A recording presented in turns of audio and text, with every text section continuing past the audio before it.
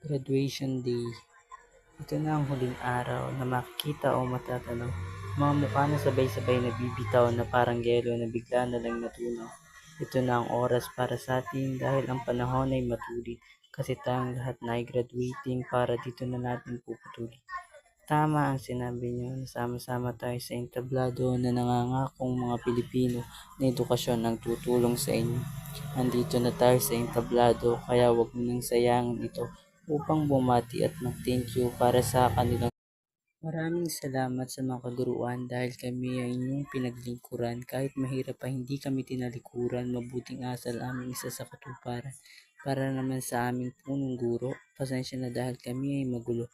Pero sa mga sinabi niyo kami ay tumino, kaya ang patakaran sa paaralang ito ay aming sinusunod ng buong puso.